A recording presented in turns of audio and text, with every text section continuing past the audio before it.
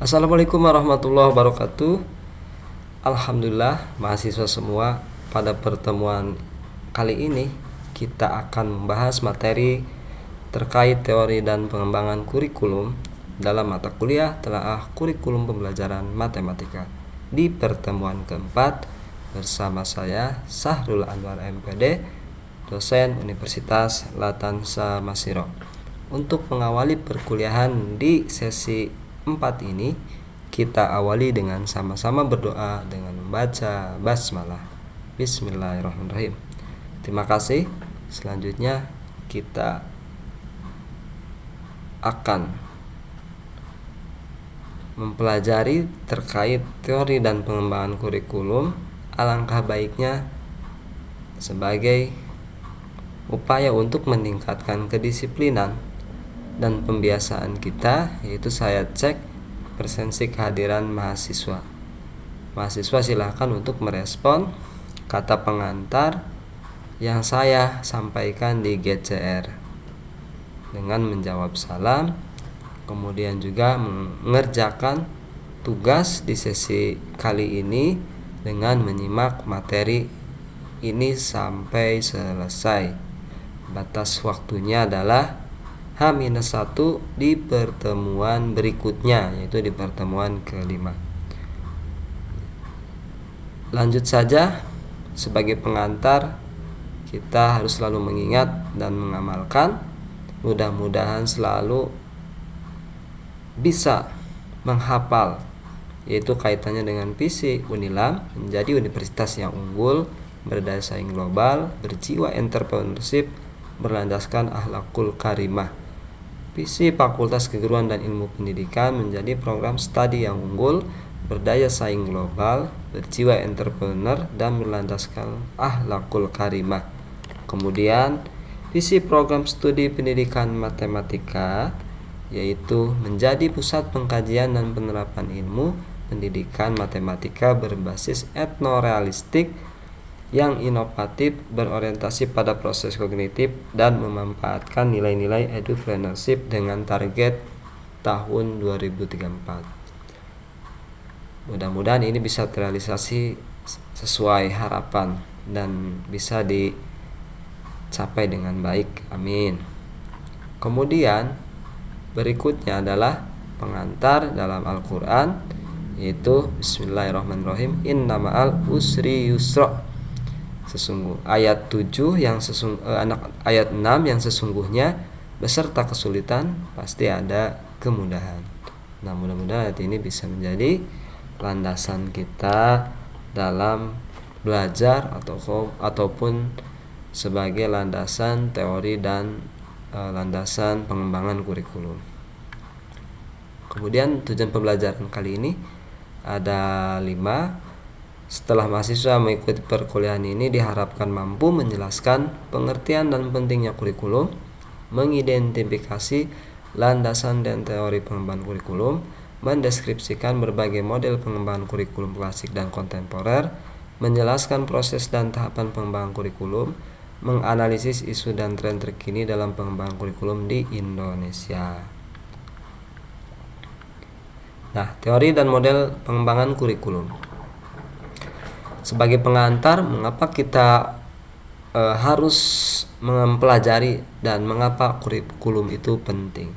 Ya, tentu kurikulum ini sangat penting sesuai dengan definisinya, di mana kurikulum itu lebih dari sekadar daftar materi. Artinya kurikulum itu menjadi pedoman, menjadi rencana, menjadi penyusun, baik itu dari pengalaman belajar yang disengaja ataupun dari dasar yang lainnya, misal dari pedoman tadi, kaitannya dengan yaitu untuk mencapai tujuan pendidikan nasional.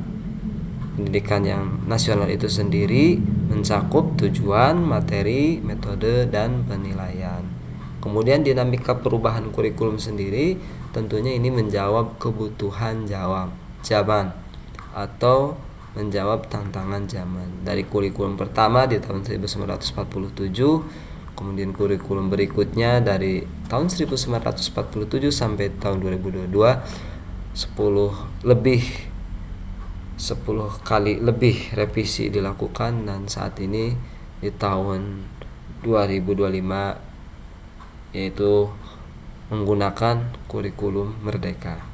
Nah, perubahan ini tentunya didorong oleh adaptasi terhadap perkembangan teknologi, digitalisasi, globalisasi, dan pasar kerja, yang tentunya ini sangat relevan dalam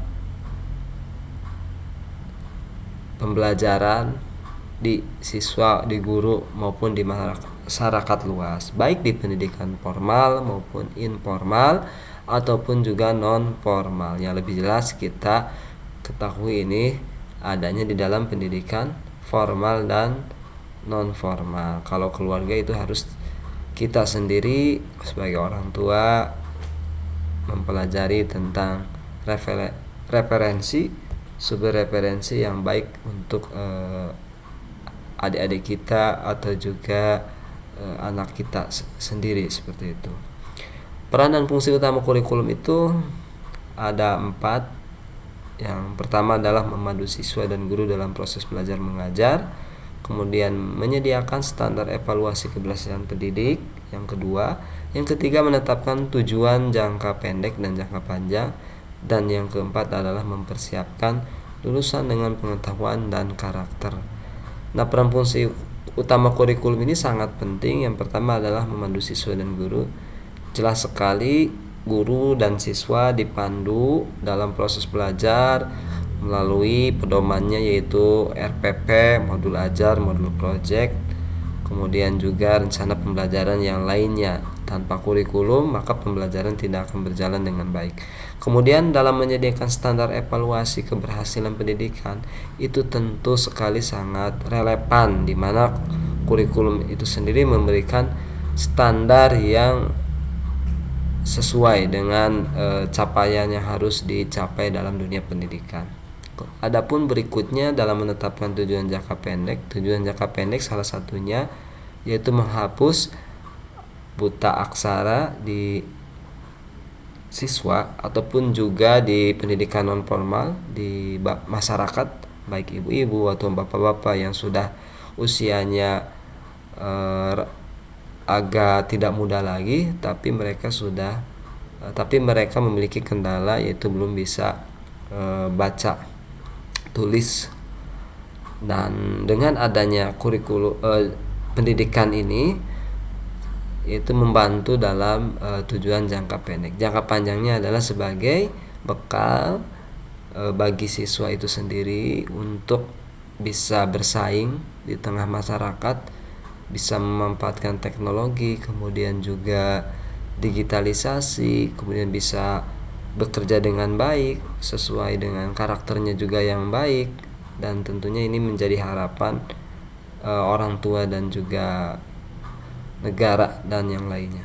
Kemudian berikutnya mempersiapkan lulusan dengan pengetahuan dan karakter. Tentu dengan adanya kurikulum, peran dan fungsi kurikulum itu sendiri ini akan mempersiapkan lulusan-lulusan yang matang dalam wawasan pengetahuan dan wawasan tentunya, yaitu memiliki itikad atau karakter yang baik. Kemudian tujuan pembelajaran abad 21 kita ketahui ada 4 sesuai UNESCO, 4 pilar UNESCO, yaitu learning to know, learning to do, learning to be, learning to live together. Nah, untuk learning to know ini belajar untuk mengetahui. Tujuan pembelajaran pada abad 21 ya. Learning to know ini artinya belajar untuk mengetahui, artinya pembelajaran itu dari hal yang tadinya tidak diketahui, tadinya yang tidak tahu apa-apa, dengan secara teori, dengan membaca, dengan mendengarkan, kemudian dengan menganalisis, kemudian juga dengan hal-hal yang lainnya, maka si siswa yang tadinya tidak tahu menjadi tahu. Ini artinya mengembangkan untuk belajar memahami konsep, menguasai ilmu pengetahuan melalui dorongan untuk terus belajar sepanjang hayat. Kemudian learning to do artinya ini belajar untuk melakukan gitu ya. Ini memberikan kesempatan dan bisa mengembangkan keterampilan praktis kompetensi yang dibutuhkan di dunia kerja dalam kehidupan nyata. Jadi ketika belajar untuk melakukan, mereka bisa siap masuk ke dunia kerja dan bisa melakukan kinerja-kinerja dengan baik. Learning to be itu sendiri yaitu belajar untuk menjadi, atau juga di sini yaitu dalam mengembangkan kepribadian dan kemampuan bertindak secara mandiri dan bertanggung jawab serta kreatif gitu ya. Maka ini sangat dibutuhkan. Kemudian learning to live together, ini belajar untuk hidup bersama. Artinya mengembangkan pemahaman dan rasa hormat terhadap orang lain serta kemampuan untuk berkolaborasi dan hidup dalam masyarakat multikultural atau masyarakat luas. Nah, ini sangat dibutuhkan untuk 4 pilar UNESCO dalam tujuan pembelajaran abad 21. Kemudian berikutnya, selain pengantar yang sudah dijelaskan, ada landasan pengembangan kurikulum yang harus kita ketahui secara bersama. Ada esensialisme dan perennialisme, di mana sebagai warisan budaya dan pengetahuan inti, juga ada nilai abadi dan kebenaran universal, dan kurikulum juga stabil serta struktur. Nah, fokus pada transmisi pengetahuan dasar dan nilai moral dari masa lalu ini menekankan disiplin ilmu dan penguasaan konten akademik yang teruji. Artinya esensialisme dan perennialisme dari kurikulum, filosofis pengembangan kurikulum itu sendiri menghasilkan warisan budaya dan pengetahuan. Warisan budaya dari turun-temurun dari zaman pra kemerdekaan, pasca kemerdekaan, kemudian salah satunya yaitu di Orde Lama, Orde Baru, kemudian masa reformasi, demokrasi. Maka ini ada warisan budaya kaitannya dengan perubahan fase kurikulum itu sendiri dari tahun ke tahun. Kemudian juga di sini ada pengetahuan inti. Pengetahuan inti itu tentunya memberikan dorongan kepada si pendidik ataupun juga kepada peserta didik menjadi manusia yang memiliki wawasan keilmuan yang luas dan bisa bermanfaat. Nilai abadi dan kebenaran universal, artinya si landasan filosofi pengembangan kurikulum itu sendiri juga memiliki nilai yang abadi. Abadi di sini tentunya nilainya yang akan memberikan kemanfaatan gitu ya.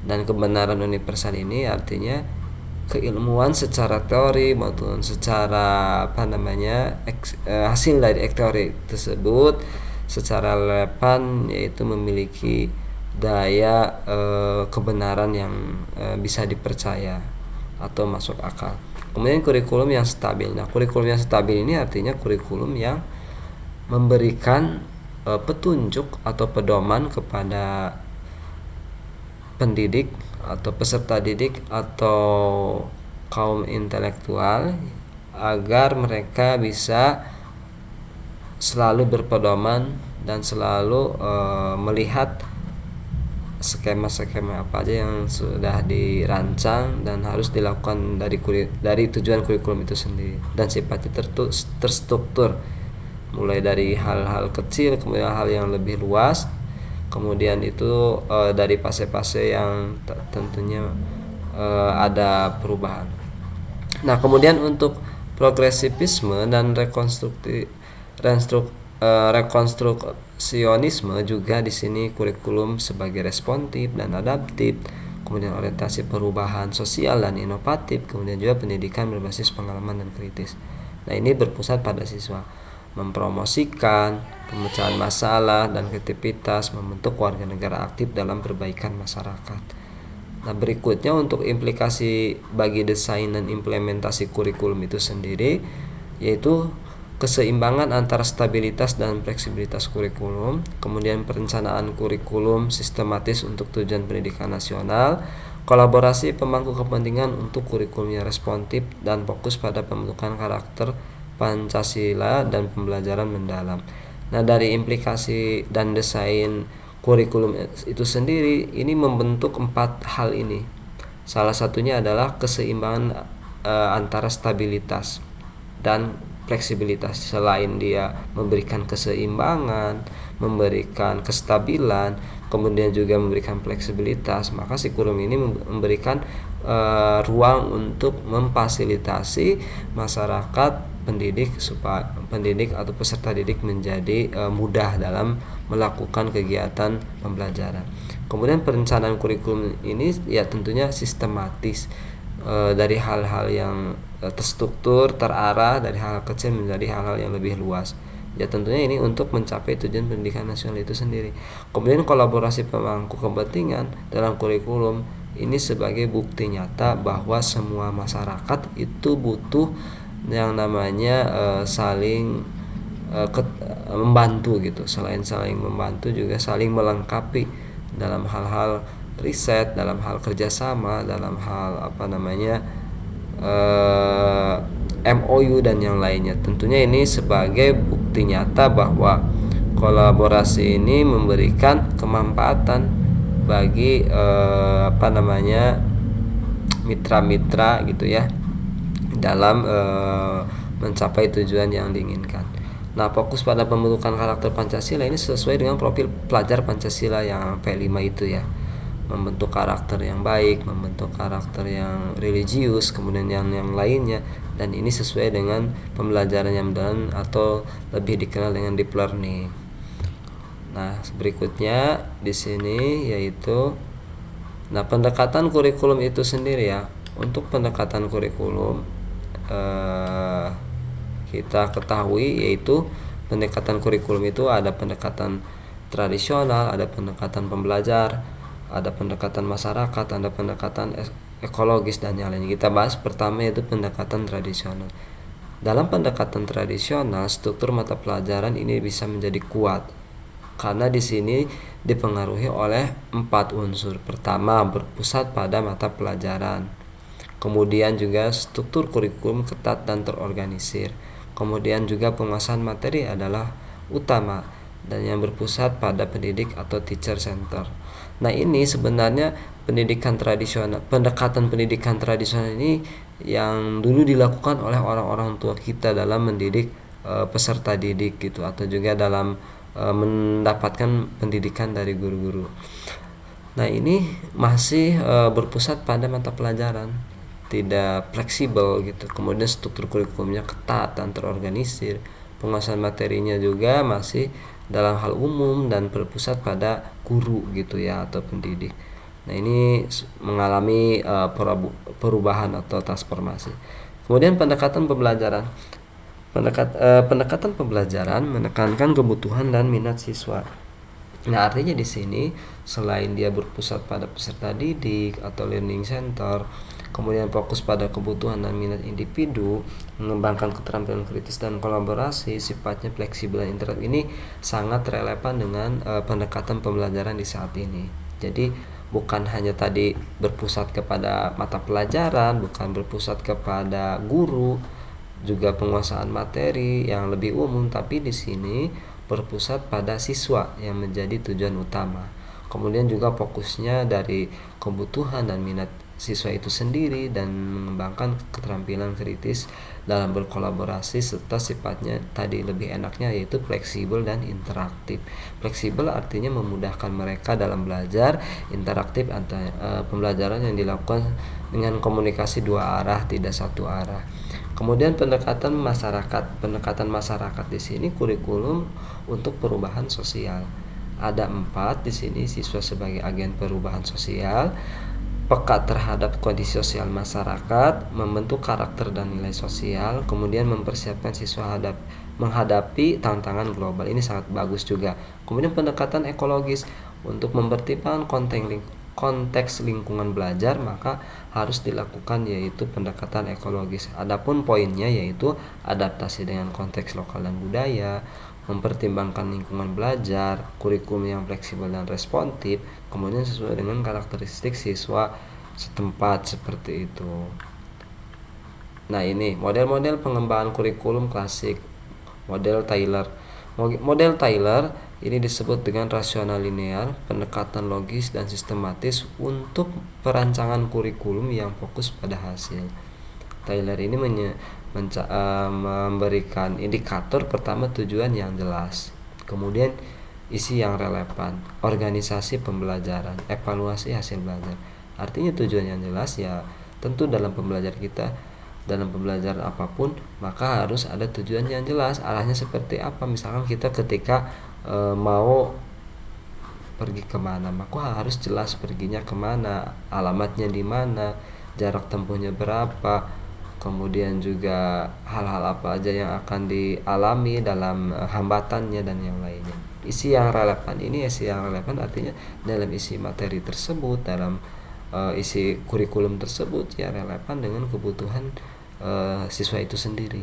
Organisasi pembelajarannya tersistem, kemudian termanajemen dengan baik, kemudian evaluasi hasilnya juga sesuai dengan skala atau sesuai dengan target tujuan yang akan dicapai, dan penuh transparansi berdasarkan nilai objektif, kemudian juga lebih menekankan kepada kualitas dibandingkan kuantitas.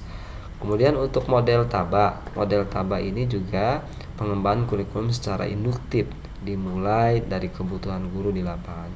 Pertama dilihat dari inisiatif dari guru, pendekatan adaptif, pertimbangan psikologis peserta didik. Nah ini tentu inisiatif dari guru akan menghasilkan hal-hal yang positif, juga pendekatan adaptifnya. Selain itu juga psikologis peserta didik juga harus dipertimbangkan. Kemudian ada model camp.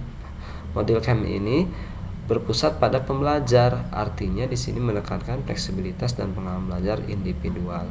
Ini tentu fokus pada pembelajar, desain fleksibel dan linear, pengalaman belajar individual. Kemudian model Saylor, pendekatan menyeluruh mulai dari tujuan, desain, implementasi hingga penilaian.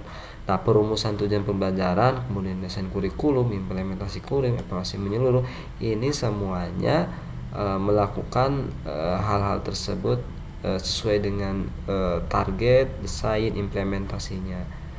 Nah tujuannya ya tadi harus dirumuskan, desainnya juga dalam kurikulum harus dilakukan dengan baik. Dalam penerapan atau implementasi kurikulum juga harus sesuai dengan rencana di awal atau tujuan yang harus dilakukan. Evaluasinya tadi juga sama, hampir mirip dengan model Taylor seperti itu. Nah, model-model pengembangan kurikulum kontemporer di sini ada beberapa. Ada model pengembangan berbasis kompetensi, model kurikulum berbasis masalah atau PBL, model kurikulum terintegrasi, dan model backward design. Nah, di sini untuk model pengembangan berbasis kompetensi, di sini harus ada beberapa hal yang harus diperhatikan. Fokus pada hasil belajar yang terukur dan spesifik, menekankan pengembangan keterampilan praksis untuk dunia kerja, pendekatan dinamis yang relevan dengan industri. Artinya di sini dalam poin pentingnya fokus pada hasil belajar yang terukur, terarah gitu ya, spesifik. Kemudian menekankan pengembangan keterampilan praktis. Praktis itu artinya dalam pengembangan keterampilannya tidak rumit, kemudian sesuai, kemudian juga terukur seperti spesifik dalam dunia kerja. Pendekatan dinamis yang relevan dengan industri ini tentunya berjalan dengan kebutuhan industri seperti itu. Model kurikulum berikutnya yaitu PBL, kurikulum basis masalah. Ini meningkatkan keterlibatan siswa dalam pemahaman konsep yang harus dipahami oleh siswa. Jangan terjadi miskonsepsi, karena kalau terjadi miskonsepsi maka siswa tidak akan memahami apa yang diajarkan oleh guru, apa yang dipelajari oleh siswa itu sendiri. Mengembangkan kemampuan aplikasi nilai dan pemecahan masalah, ini sangat jelas bagaimana si kemampuan aplikasi nilai itu diketahui dan juga pemecahan masalah. Model kurikulum terintegrasi di sini menghubungkan berbagai disiplin ilmu menjadi satu kesatuan. Jadi adanya integrasi atau juga keterkaitan seperti itu. Menuntut pengetahuan yang lebih komprehensif dan terpadu. Pengetahuan juga harus menyeluruh dan juga terpadu, merespon kebutuhan masyarakat secara holistik, dan masyarakat kebutuhannya itu juga harus dilakukan secara holistik, secara baik. Model backward design ini atau juga disebut UBD ya, merancang dari tujuan akhir, desain result yang diinginkan. Jadi rancangan dan tujuan akhirnya itu seperti apa yang diinginkan, kemudian merencanakan pengalaman belajar secara sistematis. Nah, ini kemudian berikutnya adalah proses pengembangan kurikulum. Tahapan yang kritis mulai dari analisis kebutuhan, perumusan tujuan, pemilihan konten, strategi dan media, sampai yang terakhir yaitu evaluasi kurikulum.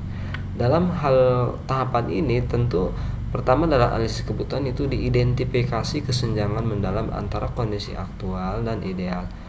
Dan kemudian juga dalam perumusan tujuan, menetapkan tujuan yang jelas, terukur, relevan, dan berorientasi hasil.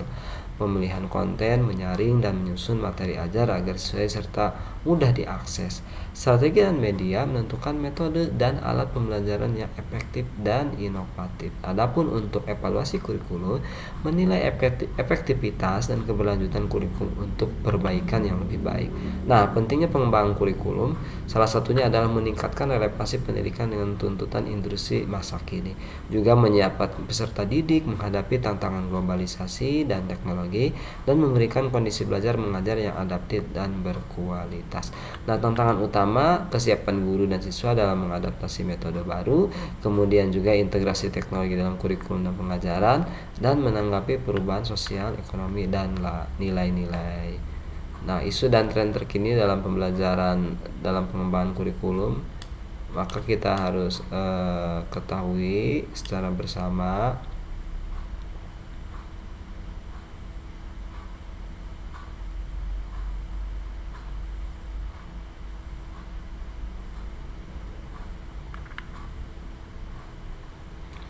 Nah, dalam isu dan tren terkini dalam pengembangan kurikulum ini, kita mungkin sudah mengetahui secara secara bersama-sama gitu ya, dimana kurikulum merdeka ini juga ada dalam dunia kita saat ini. Kemudian digitalisasi pendidikan, kurikulum global, project based learning. Nah, ini adalah isu dan tren terkini di dalam dunia pendidikan. Maka dari situ kita harus dari sekarang gitu ya. Pertama, dalam kurikulum merdeka. Nah, kurikulum merdeka itu lebih menekankan kepada fleksibilitas dan karakter. Artinya di sini keleluasan guru dan siswa dalam mengajar dan belajar. Kemudian juga fokus pada minat belajar, kemudian bakat dan aspirasi peserta didik. Pengembangan keterampilan dan karakter esensial. Sedangkan untuk digitalisasi pendidikan itu sendiri, yaitu e-learning dan AI, artificial intelligence gitu ya. Nah, untuk memperkuat e-learning dan platform digital, meningkatkan aksesibilitas dan kualitas pendidikan, penambahan mata pelajaran coding dan AI. Kemudian dulu dalam kurikulum global di sini, kesiapan abad ke-21 menyesuaikan dengan perkembangan dan globalisasi, integrasi keterampilan kritis dan kolaborasi, merespon tantangan global dan hasil PISA. Untuk project based learning, pembelajaran yang aktif menekankan pengembangan keterampilan praktis, meningkatkan keterlibatan pemahaman konsep, dan mempersiapkan siswa hadapi dunia nyata. Nah, tantangan dan harapan masa depan mewujudkan pendidikan berkelanjutan dan berdampak positif, yaitu adaptasi kurikulum terhadap perubahan cepat, kemudian juga peningkatan kapasitas guru dan pendidik, peran aktif multi stakeholder, mewujudkan kurikulum relevan dan berdampak. Nah, adaptasi kurikulum terhadap perubahan cepat itu di sini menyesuaikan pendidikan dengan perkembangan zaman, teknologi dan kebutuhan pasar kerja, juga mengintegrasi keterampilan abad ke-21, kritis, literasi, digital, merespon kompleksitas perubahan global dan teknologi. Untuk peningkatan kapasitas guru dan pendidik yang memerlukan perubahan paradigma dalam proses belajar mengajar, mengatasi tantangan kesiapan guru dan murid terhadap metode baru, kemudian juga penguatan pelatihan guru dan integrasi teknologi dalam pembelajaran. Nah, ini ada inovasi kurikulumnya, relevansi teknologinya, keterampilan masa depan. Untuk poin peningkatan kapasitas guru dan pendidik, pelatihan yang berkelanjutan, pedagogik inovatif, literasi digital guru. Peran aktif multi stakeholder ini kolaborasi antara pendidik, kemudian lembaga, pemangku kepentingan lainnya.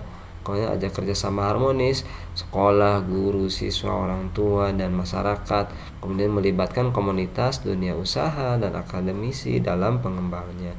Ini bisa dalam kolaborasi ekosistem, kemitraan strategis, dan dukungan fasilitas.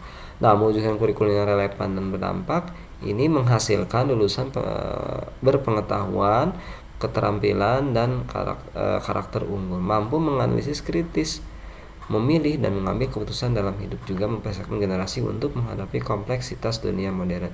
Pendidikan yang holistik, kesiapan masa depan, pembelajaran yang kritis. Nah, adapun untuk kesimpulannya dari materi kali ini yaitu kurikulum merupakan sistem terencana yang mencakup tujuan, yaitu isi, metode, dan evaluasi untuk membentuk proses belajar yang terarah dan bermakna. Kemudian landasan filosofis pengembangan kurikulum menentukan arah dan nilai yang ingin ditanamkan, dari konservatif, esensialisme, perennialisme, hingga progresif, yaitu progresivisme dan rekonstruksionisme. Pendekatan teoritis pengembang kurikulum dapat bersifat tradisional, pembelajar, masyarakat, ekologis. Tradisional artinya berpusat pada mata pelajaran, guru, kemudian juga yang lainnya. Sedangkan pembelajaran ini berpusat pada siswa. Masyarakat berorientasi pada sosial, dan ekologis berdasarkan konteks lingkungan. Nah, model-model klasik seperti Taylor dan Taba tadi menekankan rasionalitas dan sistematika, sedangkan model kontemporer seperti PBL, kompetensi, dan backward design lebih adaptif terhadap dunia modern. Nah, proses pengembangan kurikulum harus mencakup analisis kebutuhan, perumusan tujuan, pemilihan konten, strategi pembelajaran, dan evaluasi berkelanjutan. Nah, isu-isu modern seperti kurikulum merdeka, digitalisasi, dan pembelajaran berbasis proyek menuntut fleksibilitas, kolaborasi, serta penguatan karakter dan literasi digital. Yang terakhir, tantangan utama dalam kesiapan guru, integrasi teknologi, dan relevansi dengan dunia kerja. Ini namun harapannya yaitu kurikulum mampu membentuk generasi yang adaptif, kritis, dan berkarakter Pancasila. Nah, sebagai refleksi di sini apa yang Anda pelajari dalam pelajaran kali ini bisa dijawab, silahkan di chat. Kemudian apa tantangan yang Anda temui setelah mempelajarinya? Kemudian apa manfaat untuk masa depan Anda sebagai calon guru, dan bagaimana Anda menerapkan materi pembelajaran ini? Nah, untuk latihan di sini mahasiswa wajib mengumpulkan tugas setiap pertemuan dengan batas pengumpulan H-1 sebelum kuliah berikutnya nanti di pertemuan ke-5. Format tugas adalah video in frame. Mahasiswa diunggah atau diupload ke akun LinkedIn ID masing-masing mahasiswa. Lalu nanti link tautannya dikirim melalui GCR mata kuliah. Ini mata kuliahnya mata kuliah ini ya. Pada mata kuliah telah kurikulum matematika seperti itu. Nanti untuk berikutnya bisa di ini untuk videonya 5-15 menit, kemudian nanti dikumpulkan di pertemuan keempat ya, kelima ya, nanti bisa dibaca hal ini. Kemudian untuk lanjutan materi pertemuan berikutnya itu kita akan bertemu di pertemuan kelima, yaitu tentang sejarah kurikulum Indonesia tahun 1968 sampai 1984. Nanti kalau ada pertanyaan di sesi akhir ini bisa ditanyakan di chat, dan silahkan untuk diisi tugas yang sudah saya sediakan. Demikian yang bisa saya sampaikan untuk pertemuan di kali ini. Kurang lebihnya mohon maaf. Akhir kalam, assalamualaikum warahmatullahi wabarakatuh.